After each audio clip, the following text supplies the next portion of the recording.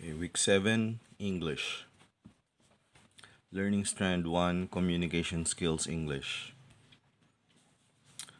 Ang title ng ating pag-aaralan ay Speaking. Affirmatives and Negatives.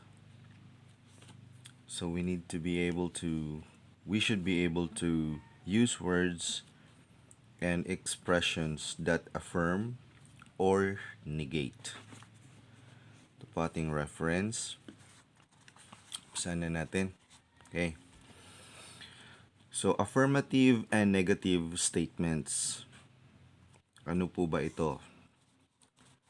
Agreeing and disagreeing. Okay, number 1. When people speak together, they often agree or disagree about things. Agreeing or disagreeing. Kapag merong mga nag-uusap-usap, halimbawa dalawang tao, meron yang pinagkakasunduan at hindi rin naman pinagkakasunduan. Nagkakasundo sa isang bagay at hindi nagkakasundo sa isang pang bagay. So, agreeing and disagreeing. Halimbawa, my father likes volleyball. I like football. So, hindi sila nag-agree o hindi sila nagkakasundo pagdating sa sports. My father is tired and I am tired. So, pareho sila, magkasundo sila or pareho sila ng feeling or napagod sila pareho. My father doesn't like cheese. I don't like cheese. So, pareho sila. Pareho nilang ayaw ang cheese. So, they agree on one thing. My father is not patient. I am not patient. So, pareho silang hindi mapagpasensya, no? So, yun. Meron tayong agreeing and disagreeing. May agreement at saka disagreement sa pag-uusap. Pagkakasundo at hindi pagkakasundo. Hindi pagkakapareho. Okay, pangalawa po. Ay, affirmative, ibig sabihin yung mga positive po. Negative, mga negative. Okay. Katulad po nito, like, affirmative po yan, positive. Doesn't like, negative. Okay. Number 2, things that are true for us. So, kapag totoo sa'yo, ito ang gagamitin natin. So, or neither with be and do. Okay? So we use so and neither or not either when we want to agree that something which is true for another person is also true for us. Minsan yung kausap mo, yung sinasabi niya, totoo rin naman sa atin. Kaya yan ay positive o yan ay negative. Halimbawa, my father likes volleyball. I like football. So, hindi pareho, no? Pero ito, my father is tired. I am tired. Magkapareho sila. Yung totoo sa anak, yung pakiramdam ng tatay. So, parang ganito siya. So, tingnan natin. So, we use so to agree with positive statements and neither to agree with negative statements. Ginagamit yung so kapag positive yung sinasabi. Halimbawa, my father is tired. So ang gagamitin. Kasi positive statement siya, di ba? Pero pag sinabing, my father doesn't like negative, doesn't, ang gagamitin natin, neither. Okay? So, kapag kapareho natin, o nag-agree tayo. Okay? So, o totoo sa atin yung sinasabi ng isang tao. If the main verb in the statement is be, is, are, am, ganyan, we use be in response. But for all the verbs that we use do in the response.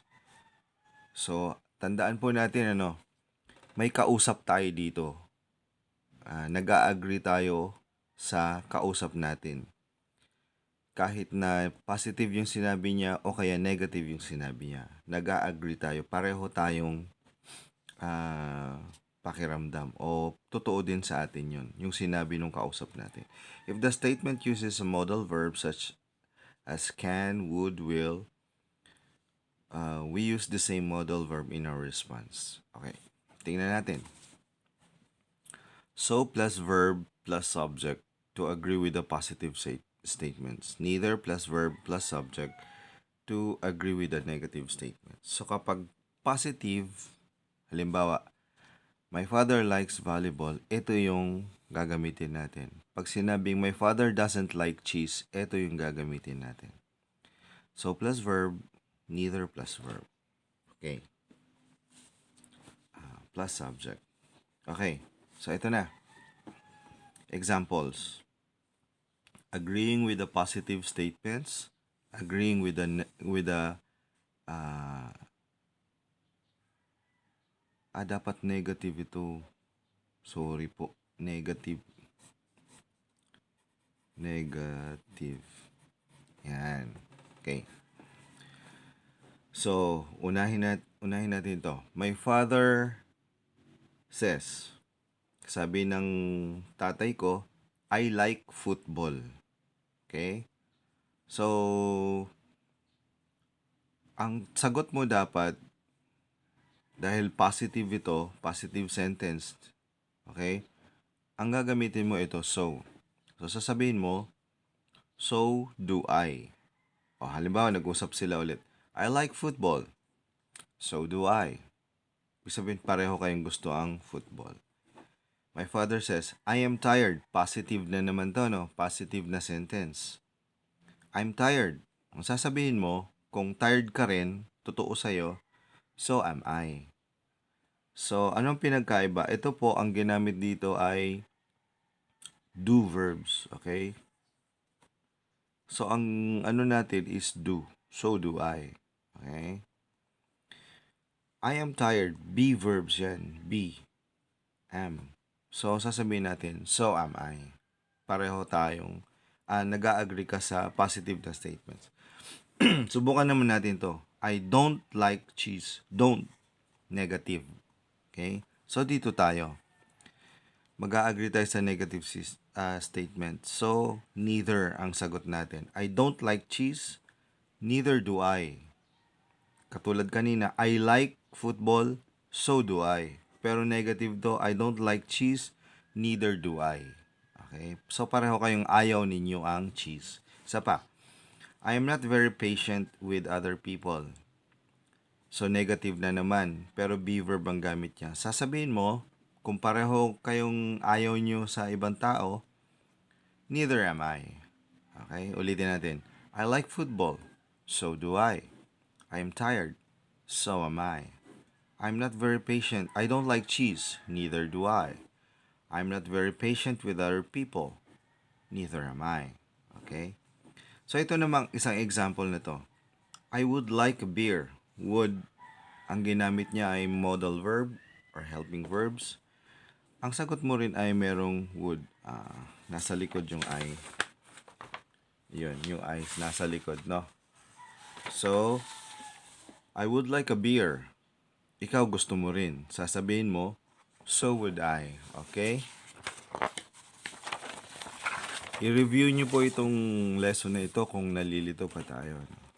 Ito naman negative. I can't swim. Helping verb po ito. No? I can't swim. Hindi ko kaya mag-swim. Kung hindi mo rin kaya, sasabihin mo sa kanya, neither can I. Okay? So, dito sa subject, dito sa lesson na to ay nag-a-agree tayo sa positive at saka negative na statements. Okay? Number 3, things that are not true for us. Kung hindi naman totoo sa atin, ano? So, magdi-disagree tayo. We use the verb be or the auxiliary verb do without so or neither. So, when we want to say that what is true for another person is not true for us. So, ito yung gagamitin natin, ano? In the examples below, John makes a statement but Simon does not agree with him. So, ito naman, hindi ka naman nag-a-agree. Hindi kayo pareho ng nararamdaman o kaya kagustuhan. Okay, so John says positive statements, no? John says, I'm tired. Pagod ako. So, hindi kayo magkapareho ng pakiramdam. Hindi ka naman pagod. So, sasabihin ni Simon, I'm not. Okay? I like mushrooms. Si Simon ayaw niya. Kaya sasabihin niya, I don't. Ulitin natin, ha? I'm tired. I'm not. I like mushrooms. I don't. So, hindi sila pareho, hindi sila nag-a-agree dun sa positive statements nito. Ganun talaga. Minsan, kasabihin natin sa Tagalog, no, pagod ako. Ako hindi. I like mushrooms. Gusto ko ng mushrooms. Ko ayoko. Parang ganun siya. Okay? So, negative statements naman. Sinabi ni John, I'm not sleepy. Pero si Simon inaantok. Sabi niya, I am. Si John and his wife say, we don't like art. Ayaw namin ng art.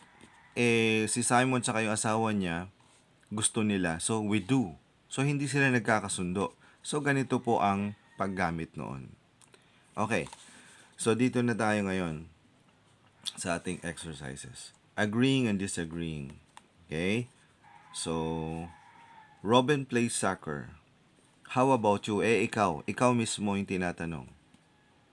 So, pwede mo sabihin, mag-a-agree ka, I like soccer. O kaya, I play soccer. O kaya disagree ka, I don't play soccer. O yan ang example. Dito naman, things that are true for us. Kung totoo sa'yo na gusto mo ng football kasi sabi ng tatay mo, I like football, ikaw naman, anong gusto mo? Gusto mo ba ng football? Kung gusto mo, totoo sa'yo, gamitin mo yung so at saka neither. Depende kung positive o negative yung statement. Things that aren't true for us. Dito yung totoo lang sa'yo, ah. Dito naman yung hindi totoo sa'yo, sa pakiramdam mo. I'm happy. Siyempre, hindi ka happy dito. I like sports. Siyempre, ayaw mo ng sports dito. So, dito, pareho kayo, no? My father says, I like football. Gusto mo rin ng football. Dito, I can't drive. Hindi ka rin makakapag-drive. So, sagutan nyo lang po ito. Napakasimpleng exercises lang po nito, ano? So, dyan po nagtatapos ang Week 7 English. Week 7 Filipino. Learning Strand 1 Communication Skills Filipino. Pag-aaralan natin ngayon ang salitang magkatugma. So, natutukoy ang mga salitang magkatugma. So, matukoy natin ito, no? So, ito ang ating mga references. Pinanggalingan. Okay. Salitang magkatugma. Ito ay mga salita na may parehas ang natunog sa unahan o sa dulo sa pagbigkas nito. Okay. Subalit magkapareho ang tunog nila sa dulo, ang mga salitang magkatugma ay magkaiba ng kahulugan sa isa't isa. Magkatunog sila sa una at dulo sa pagbibigkas, pero hindi naman daw sila magkatugma sa kahulugan. Okay, halimbawa, sasakyan, simbahan. So, magkatugma sila, no? Gulo, multo, pusa, tuta, tao, kabayo, aso, trangkaso, usok, tuldok. So, magkatugma sila ng tunog, pero hindi sila magkaparang kahulugan. Lupain, hardin, isda, talata, trapo, kandado, daga, nilaga, puso, nguso, alak, balak, mataas, malakas, mahaba, mababa, halaman, lumaban, kastila, kandila, matangkad, malapad, nagalit, subalit. So, kadalasan ginagamit ang mga ito sa ilang panitikan at sa mga kanta. Ito ay dahil madali silang masaulo at masarap pakinggan. Ginagamit rin ito sa mga sumusunod.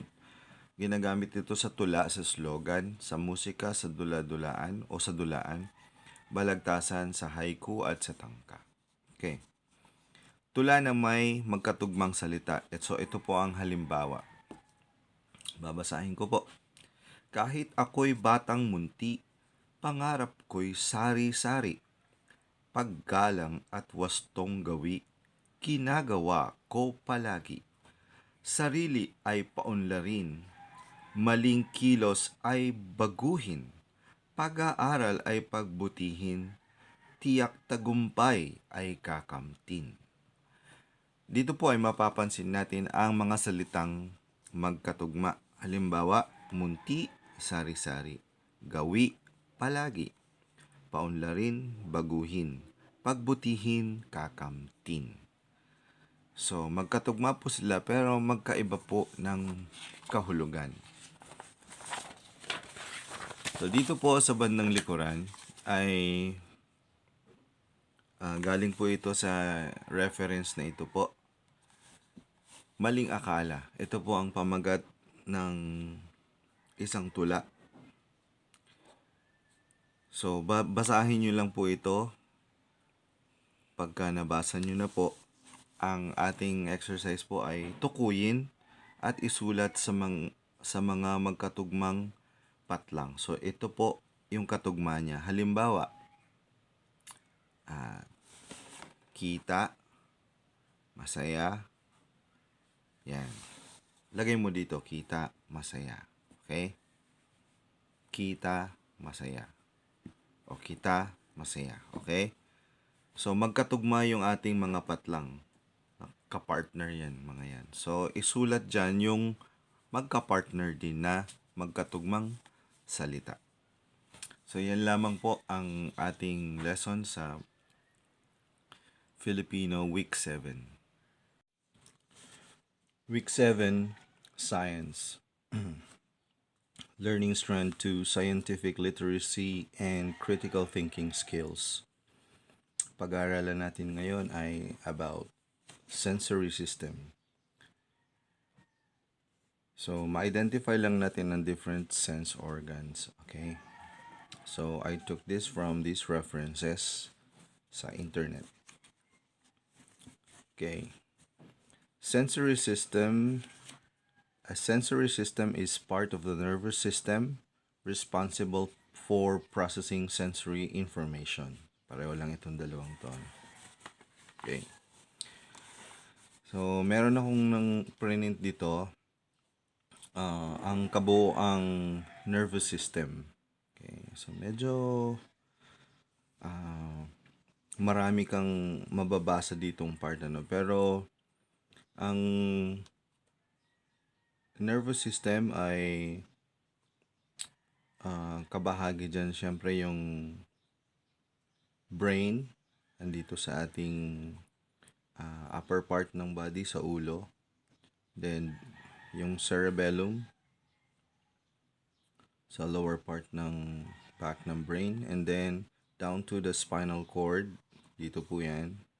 Okay, and then sa spinal cord po ay kabit-kabit po dyan ang lahat ng nerves papunta sa kamay hanggang sa paa. Yan. Okay. So, yung sensory system kasi is kaugnay sa nervous system. Kasi nakakabit yan sa brain o may kinalaman sa brain ang ating sensory system. Okay. So, you can read these parts of the nervous system, lahat yan, or study by yourself. Meron naman tayong mga links dito. Okay. So, this picture is a typical sensory system. Ito po ay sa vision, sa mata, sa ating paningin. Makikita nyo guys, itong dalawang bilog na ito, yan ang ating dalawang mata. Okay? So, sphere of the eye, yan, itong pabilog. Okay, so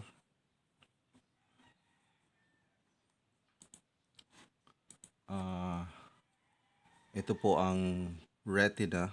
Yan, part. Okay. Tapos may mga nerves po yan. Yan. Ito pong parang tubo dito is the optic nerve. Tapos, itong mga nerve na to, nagko-cross po yan. Pag ganyan. At meron din pong hindi nakakross. Tuloy-tuloy dito. Pag ganun. Okay. So, ang tawag dito is optic nerve tract. Diyan dumadaan yung mga nerve. Okay.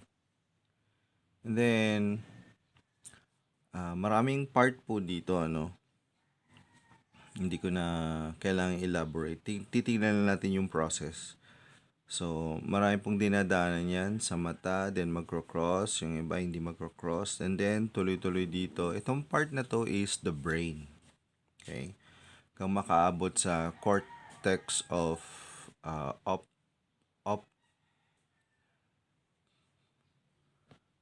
occipital lobes. Mahirap po basahin, ano. Kung gusto niyo po ng mas malinaw po na copy, i-type nyo lang yung, copy nyo yung link, i-type nyo lang yung link, ano. This is only a process po. So, sa mata, diretso sa brain. Yan. Ito yung typical sensory system. Ito po ay tungkol sa, itong example na ito ay sa vision, ano. Okay. So, sa bandang likuran po, meron pang isang picture dito. A sensory system consists of sensory neurons, including the sensory receptor cells, neural pathways, and then parts of the brain involved in sensory reception. Okay. So, sensory neurons, also known as afferent neurons, are neurons in the central nervous system that convert a specific type of stimulus via their receptors into action potentials or graded potentials. So, mahirap intindihin, no? So, itong mga receptors na ito, yan yung, kumbaga, yan yung unang nakakakuha ng information. Merong iba't ibang klaseng receptor. Una, katulad ng ating pang-amoy. Okay? Pangalawa ay ating panlasa. Pangatlo ay ating paningin, ating pandinig, at ating pakiramdam sa balat, ano, sa ating skin. Kapag napaso tayo, nararamdaman natin yan. So, ito po yung mga receptors dito, ano. Tapos, tutuloy-tuloy po yan hanggang sa ating central nervous system. Siyempre, tuloy-tuloy yan. Binabasa yan ng nervous system, like sa ating spinal cord, dire-diretso sa brain. Okay? Pero yung katulad ng mata kanina, meron siyang daluyan ng information diretso sa brain. Okay? So, syempre po, mahirap naman intindihin ito, ano? So, mga dear ALS learners, kung gusto nyo pang i-search pa ng mabuti, hanapin nyo lang po yung dun sa link po natin. Okay?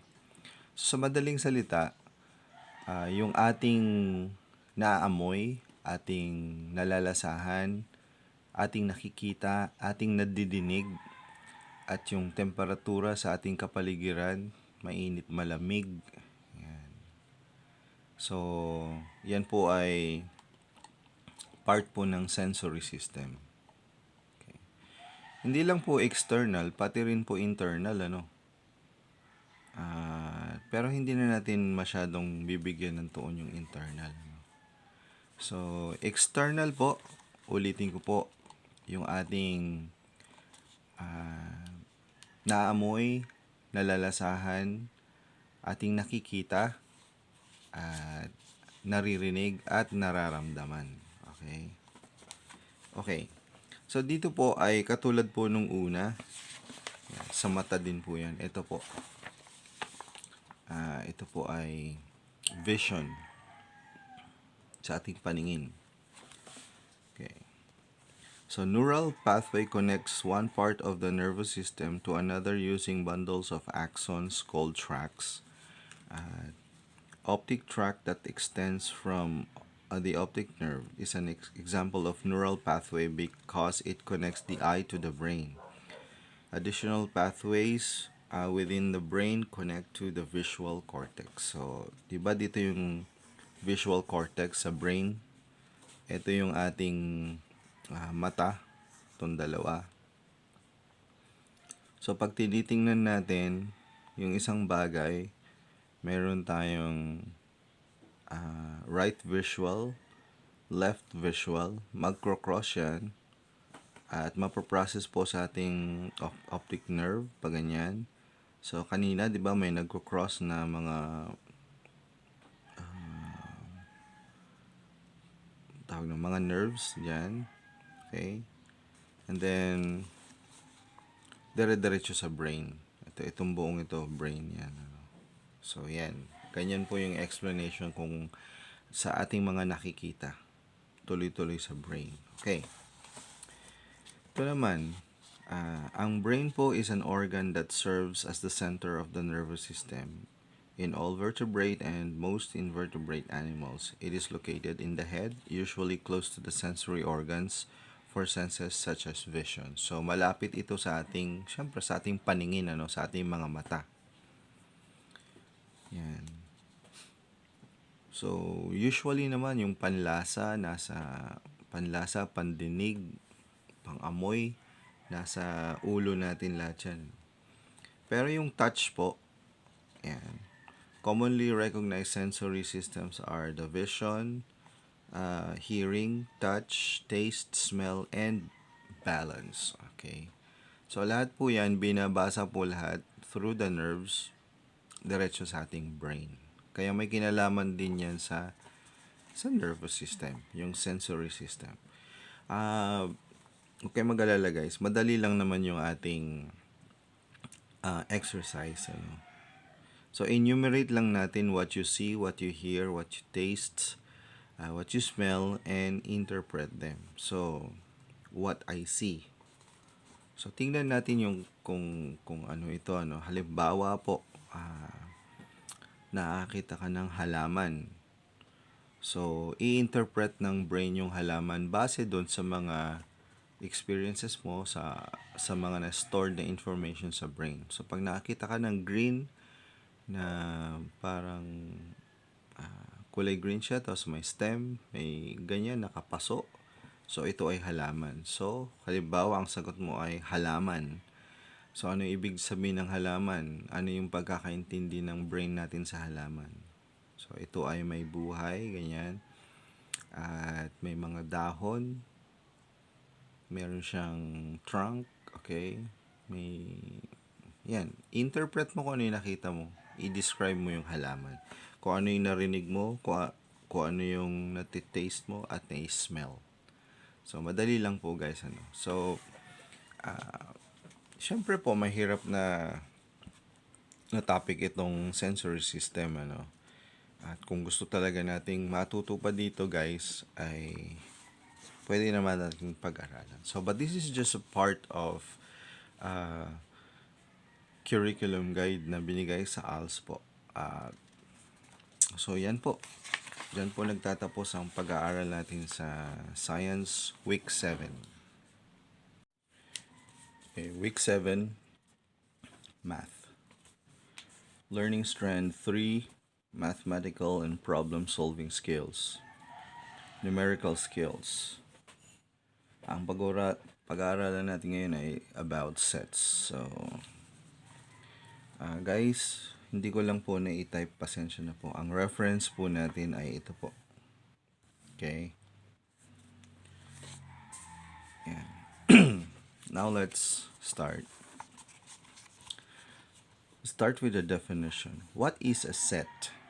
Well, simply put, it's a collection. So, ang set po, ang ibig sabihin po ay collection. Okay? Pinagsama-sabang mga bagay. First, we specify a common property among things. So, and then we gather up all the things that we have this common property. Halimbawa, ito po. Ito po ay isang example ng set. Nakadrawing po muna siya, no? Ito, yan, at saka ito. Tapos, nakakulong siya sa bracket. So, ito po ang itsura ng isang set. So, ito po, for example, the items you wear like hat, shirt, jacket, pants, at marami pang iba. Pinaggrupo-grupo natin yan, kinolect natin yan, ang tawag po dyan ay set. For example, I'm sure you could come up with at least 100. So, this is known as a set. Another example of is types of fingers. Ito po, nakikita nyo, no? Ating mga fingers, 1, 2, 3, 4. Set din po yan. Ano po yung mga yan? May index, middle, ring, at saka pinky. Index, middle, ring, pinky. So, yung apat na daliring yan. So, lagyan mo ng bracket. Set din po yan. Okay? Magkakasakasama. So, it is just things grouped together with a certain property in common. So, halimbawa, ito po, mga sinusuot natin. Ito, mga fingers natin. Nagsama-sama, yan po ay isang set. Okay.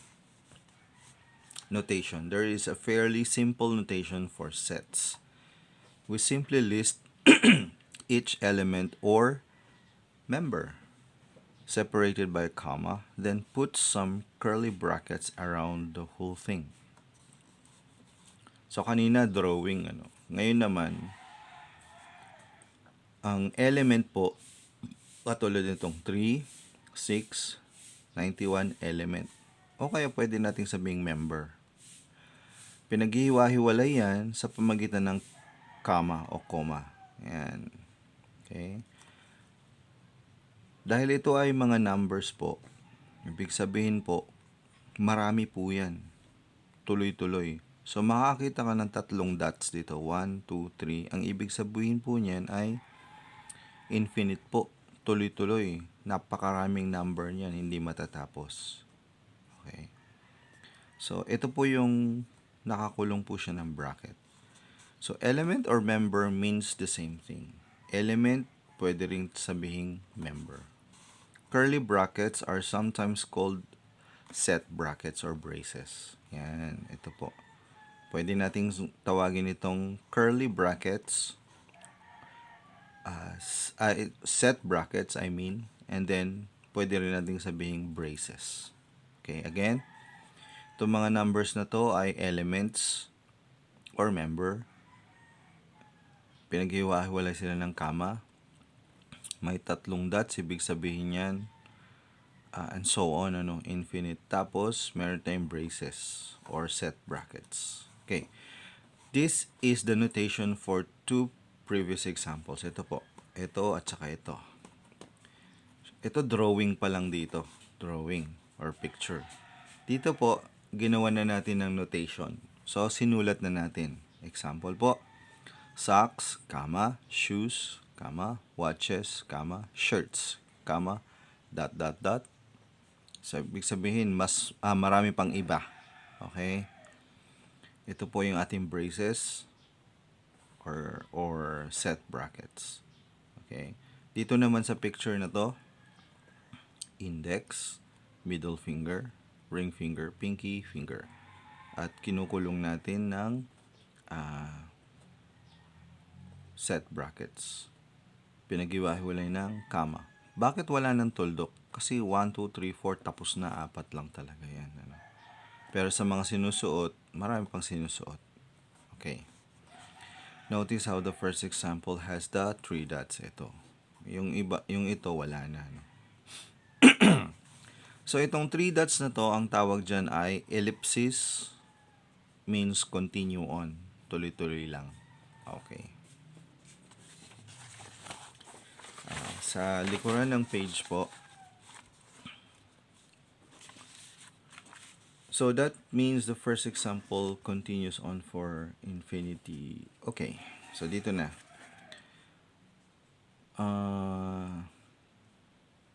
The first sets, socks, shoes, watches, shirts, we call an infinite set. Bakit infinite?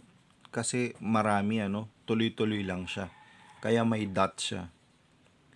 The second set, index, middle, ring, pinky, we call this finite set or finite sets. Finite set. Wala na siyang tatlong dot kasi apat lang naman yung mga daliri sa ating picture dito. Okay, ito po yung pinanggalingan mga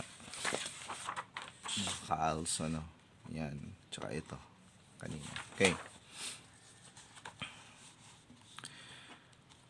But sometimes the three dots can be used in the middle to save writing long list. Like for example po, set of letters A, B, C, dot, dot, dot, comma, X, Y, Z. So, tinapos mo dyan. Pwede rin ilagay sa gitna. In this case, it is a finite set because there are only 26 letters. So, finite siya. Katulad siya ng index, middle, ring, pinky. Hindi katulad ng infinite set. Marami. Okay. Walang definite na number. So, dito tayo sa numerical sets. Mga numero na ito. So, what does this have to do with mathematics? When we define all set, we have to specify it as a common characteristic. So, who says we can't do with numbers? Set of numbers. Dot, dot, dot. Negative 4. Ibig sabihin, marami pa bago negative 4. Negative 4, comma, negative 2, 0. Sa even numbers po ito. Then, 2, comma, 4, comma, and then, dot, dot, dot. Okay? So, may mga ellipses. Bago pa negative 4, marami pang number dyan.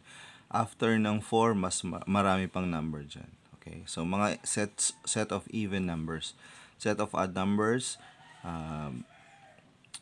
ellipsis, and then, comma, negative 3, comma, negative 1, comma, 1, comma, 3, comma, and then ellipsis ulit. Ayan. Set of prime numbers. Ayan. Guys, pakibasa po ito, Madali lang po yan. Positive of multiple 3, less than 10. Ayan. Ito po ay set of numbers na, mga numero na. Kasi dito kanina, mga bagay-bagay. So, dahil math tayo, pwede yung mga numbers. And so on. So, we come up with all different types of sets.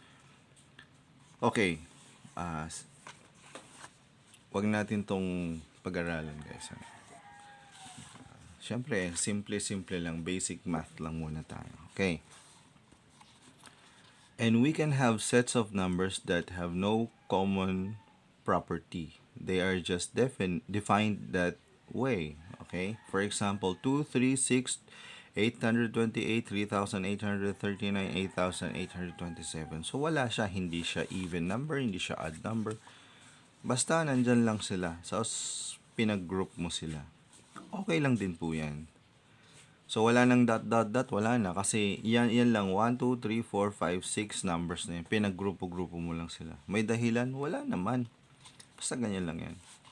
All sets that is just, that I just randomly bang on my keyboard to produce. So, yan. Pinagsama-sama lang. So, numerical sets din po ito. Okay. So, why are sets important? Sets are the fundamental property of mathematics. Okay? So, mga basic yan sa ating sa math. Okay? Sa atin naman pong activity, madali lang guys. Enumerate lang ang parts ng notation. Okay? So, may halimbawa tayo dito.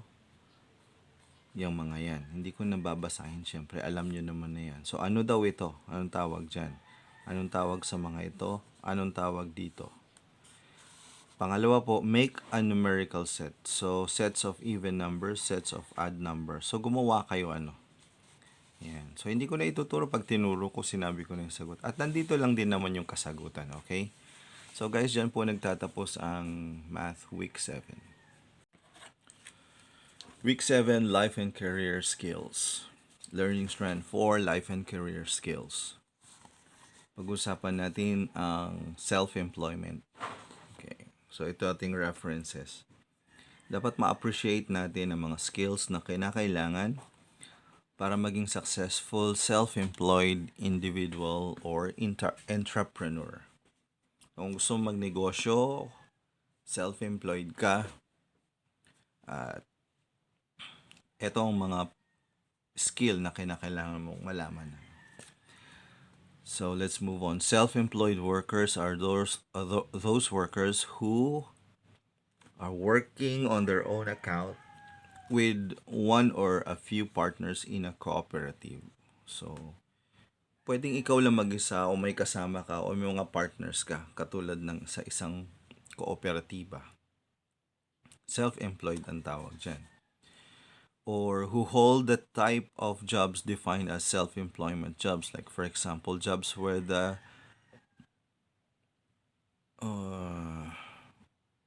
remuneration is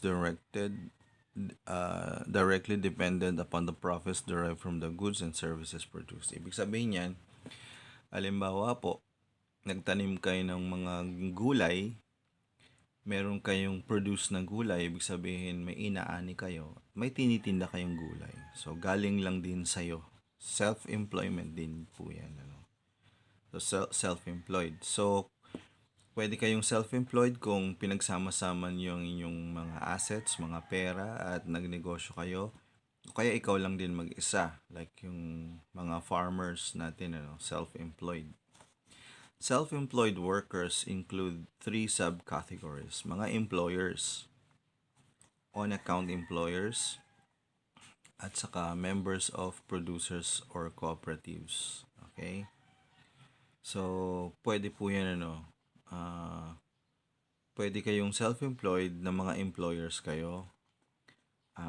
Lalo na ngayon, parang, di ba, nauuso na ngayon ang work from home, mga call center agents. Example niyan. On-account workers, siguro nagsama-sama kayong tatlo, yung pera niyo, nagnegosyo kayo. O kaya, kung ikaw ay isang farmer, nagpo-produce ka ng crops o kaya kasama mo sa kooperatiba, may ginagawa kayong products. Okay? So, yan po. Self-employed po ang tawag dyan. Skills and experience. Ito po ang mga kailangan bilang isang self-employed. Education. So, whether you went through college or a university or took a short-term course or certification, education can give you the right skills to start a business. So, mahalaga po ang edukasyon, Kaya nga po tayo nag-aaral sa ALS para may matutunan tayo, So, edukasyon ang kailangan na skill para maging self-employed. Business experience. If you worked in a small business before, it's an advantage. If not, ask for advice from a mentor, close friend, or relative who has. So, business experience. So, kailangan po yan. Para maging self-employed ka, pwede, kung hindi ka mo pa naranasan mag-business, magtanong-tanong ka sa mga taong naranasan ng mag-business. Kailangan po ng business experience. Kung nakapag-work ka na sa isang small business o nagkaroon ka ng small business before, yan, bentahe sa'yo. Decision making. Quick decisions made without much thought are not always the right ones. But fretting about decisions is not good either. Being able to make sound, informed decisions quickly is a key skill. Yung masyadong mabilis mag-decide na hindi nag-iisip, hindi nakakabuti sa business. Pero kung masyado ka naman nag-iisip, sobrang tagal na, hindi rin maganda yon. So, kailangan matutunan natin kung paano magdesisyon ng mabilis, pero magaling na pagdedesisyon. Money management. First-time business owners may spend too much money on the wrong things. Knowing how much to spend and on what is crucial. Okay. Sa mga first-time business owners po, delikado po kung minsan gumagastos kayo ng masyadong maraming pera sa mga hindi naman mga mahahalagang bagay. So, kailangan malaman natin kung paano natin gastusin ang pera sa mga mahahalagang bagay.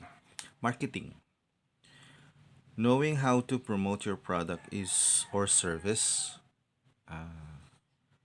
is key to your success. People tend to buy what they know about. So, marketing po, i-promote natin yung product o kaya yung services natin. Pag nalaman ng mga tao yan, bibilhin nila yung produkto mo. Okay?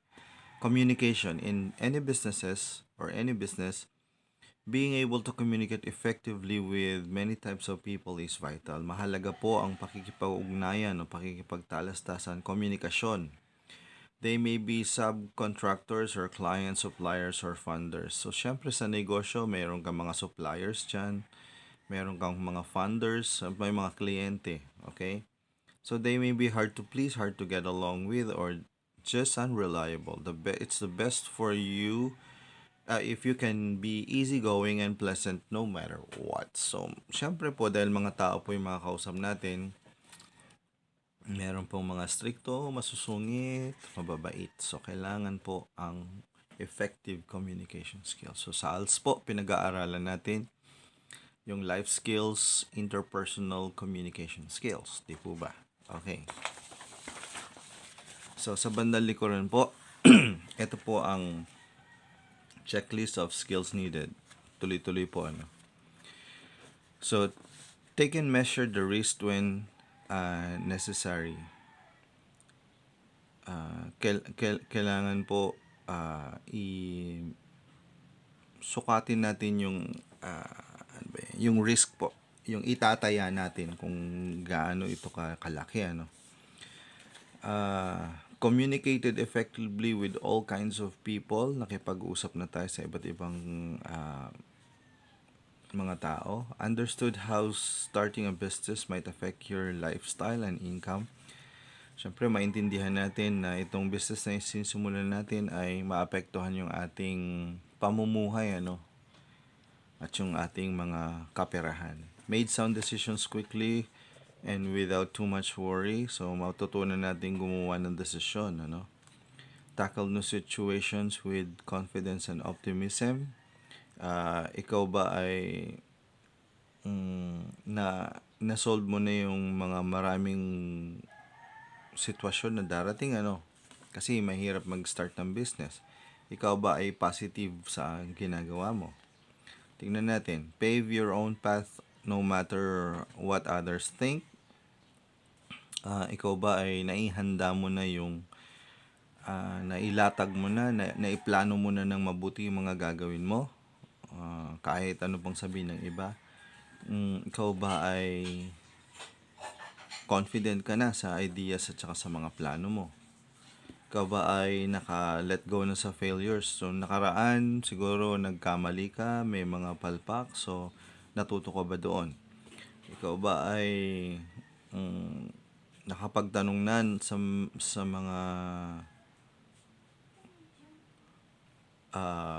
mga tao kung meron ka pang hindi mga nalalaman. So, ito po ay checklist lang po. Nagawa mo na ba ito? So, kung pwede nyo pong ilagay yes or no dito. Yes or no, yes or no, yes, no, yes, no, yes, no, yes, no. So, i-measure nyo mga guys, no. Tingnan natin kung baka pwede tayo mag-start ng business na or pwede maging self-employed. Okay? So, yan.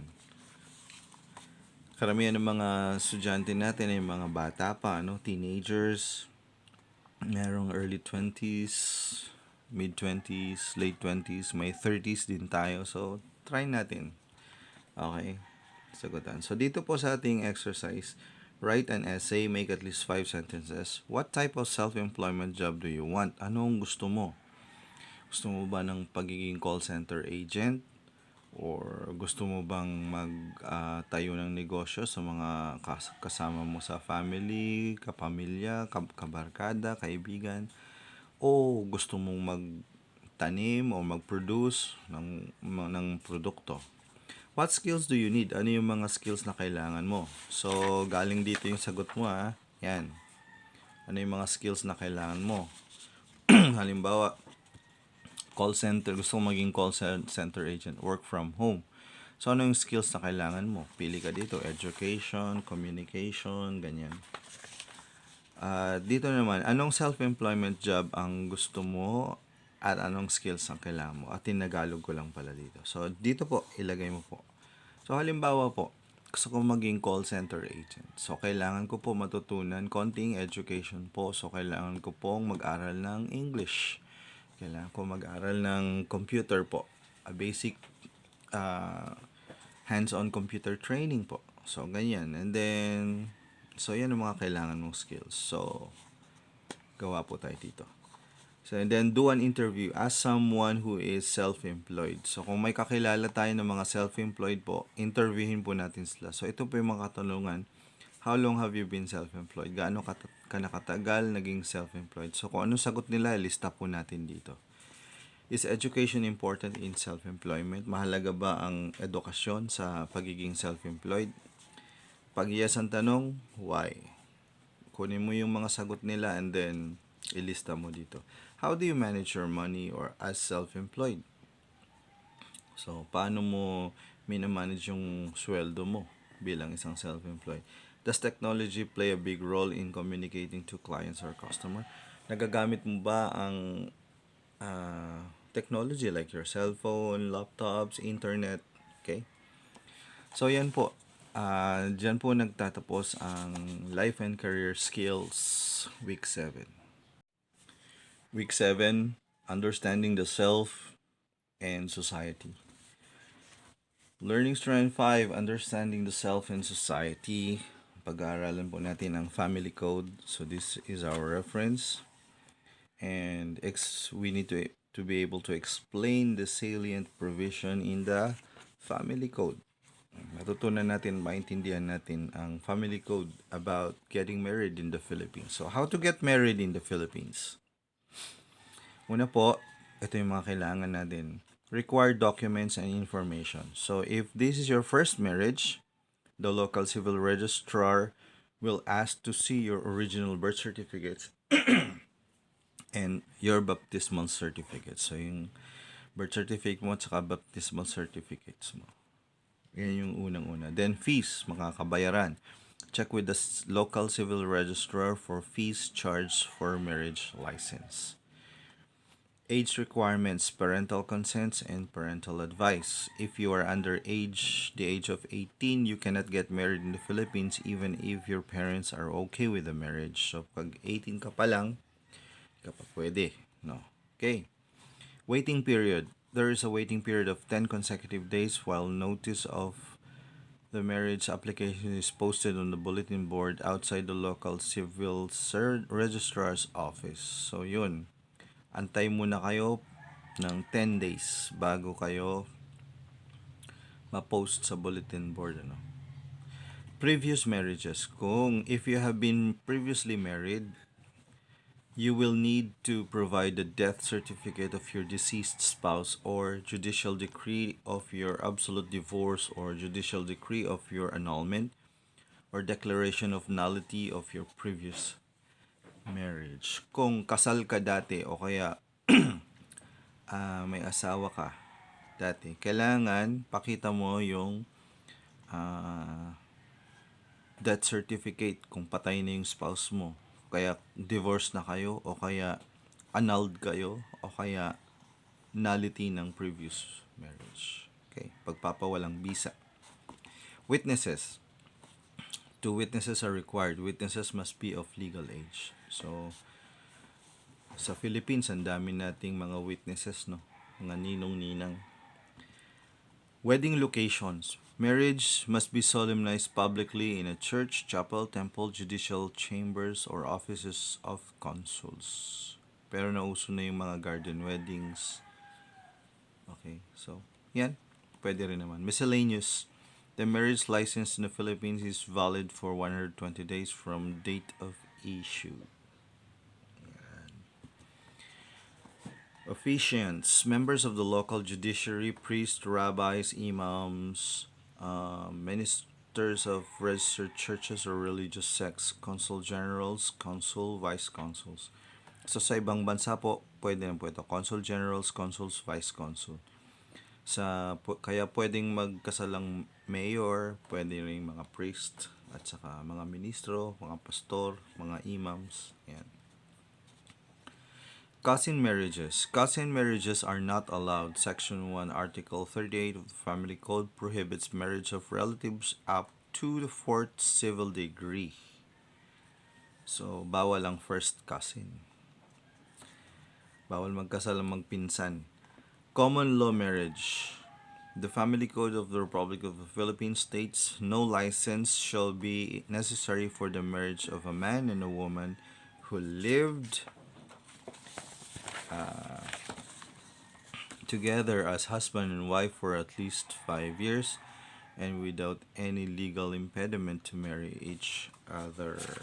So, pag 5 years na kayong magkasama, common law marriage. Okay.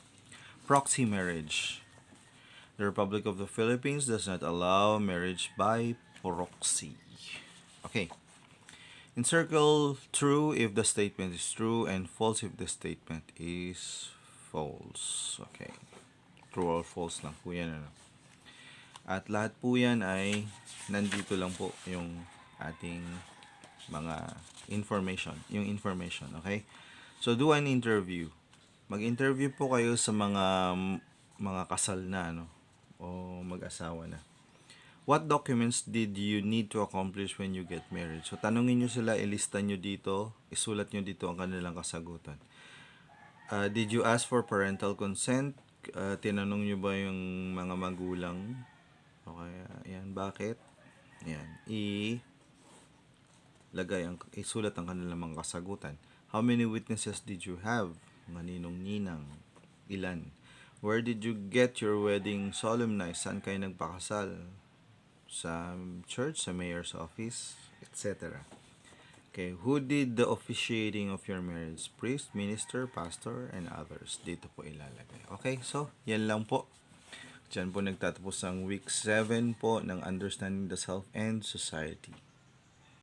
Okay, week 7, Digital Literacy. So, Learning Strand 6, Digital Literacy. Pag-aaralan natin ay ang Word Processing Application. So, ito yung ating reference po. So, malaman lang natin ang word processing application para makapag-produce tayo ng documents para sa pang-araw-araw na buhay. So, guys, ito po yung kopya natin, ano. Yan, copy natin. Pero, pwede natin gawa ng practical application, ano. Sa ngayon, tayo ay work from home at hindi pa po pinapayagan ng face-to-face classes. Pero pag may face-to-face classes po, ay tuturuan po ang learner ng isang practical application katulad po nito. Okay? So, yan po. So, halimbawa po mag-start tayo. Let's see. So, click natin yung file. Yan. Sa file po, may makikita tayong save as, open, close, and then recent, new, print, save and send. So, lahat po yan yung nakalagay sa tab. So, this time guys, mag-create tayo ng new. And then, blank document. So, ito yung mga options. Napakaraming options. Pero guys, create lang tayo ng new. So, pag-create natin ng new, ganito na itsura, no? Yan. So, yan, naka-create na tayo ng new. So, again guys, pwede mong tignan yung mga, pag nag-save ka dito, save as, papalitan mo yung title. Mag-open ka, makikita mo dyan lahat yung mga files na nakasave sa documents. Tapos, gusto mo i-close dito, pwede rin.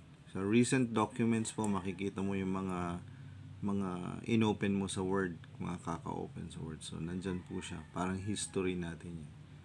So, pag print naman, yan, pwede ka na mag-print dito. Yan. So, pipiliin mo lang yung printer mo, kung yun yung pangalan ng printer mo, yung model. Tapos, yan guys. So, ito lang naman ituturo ngayon yung file. Yan. Okay, so meron tayong new. Pangalawa po ay kung gusto mong mag-exit, pwede po ito. Yan, pwede mong i-close dito, i-minimize. Pero meron din naman po dito. Yan, guys, pwede mong i-minimize. Ito pala, i-hide, minimize, and then i-close. Okay. And then number 3 po yung home tab. Ito yung file. Tapos ito na yung home tab. Okay. Yan. File. Then home. Yan. Sa home po, ito po yung makikita sa home. Ayan. Paste. And then yung ating mga font, mga styles. Okay. Ito po. Ayan. Tapos yung isi-center natin, ili-left, right. Ayan. Paragraph. Fonts, paragraph. And then itong mga styles po. Okay, pag nag-type po tayo. Yan, yan. Okay. So, heading, yan. So, mag-iiba-iba po siya. Okay. So, yan po. So, yung mga yan. Yan yung mga nakikita sa home. Insert. Yan. Sa insert naman, pwede tayo mag-insert ng table. Yan. Pwede rin tayo mag-insert ng pictures. Okay. So, halimbawa, ito. Yan. Smiley. Yan. Nandito na yung picture. So, yan po. Pwede tayo mag-insert ng text box. So, yan po. Type tayo. Yan. Okay, guys. So, yan po. May possession, wrap text. Format pala yan. Ito tayo sa insert ulit. So, yan po. Yan yung makikita natin sa insert. Merong equation, symbols. Yan. So, lahat yan. Pag pinindot naman natin yung page layout po, makikita nyo dyan yung themes po natin. Pwedeng palit-palitan. Yan. Then, margins, orientation, size ng papel, columns, lahat po yan. Makikita po natin. Guys, hindi natin pag-aaralan isa-isa dito. Pinapakita lang natin kung ano yung mga makikita pag sa page layout. Sa references, ito naman po. Yan. Yung table of contents, footnotes, citations and bibliography, caption, index, table of authorities. Okay. Mahalaga yan guys pag nagsusulat tayo. No? Mailings naman yan. Makikita. Review, spelling, proofing, ano. So, spelling, research, yan, dictionary, okay. And then, view, ito po. So, ito po yung mga tabs na nakikita natin dito sa Word. Okay, guys. So, ang gagawin po natin dito, since work from home tayo, study from home, pag nag-open po kayo, like for example, file, yan, screenshot nyo lang po. Then, pag nag-open kayo ng home screen, home tab, screenshot nyo banda rito, insert, page layouts, referencing, mailings, review, view. Okay po. So, ganyan lang po guys, since magkakahiwalay tayo, wala tayong face-to-face, so gawin natin sa bahay ito. And then, take some screenshots po ng inyong outputs and then send po sa PM. Okay? So, dyan po nagtatapos ang Week 7 Digital Literacy.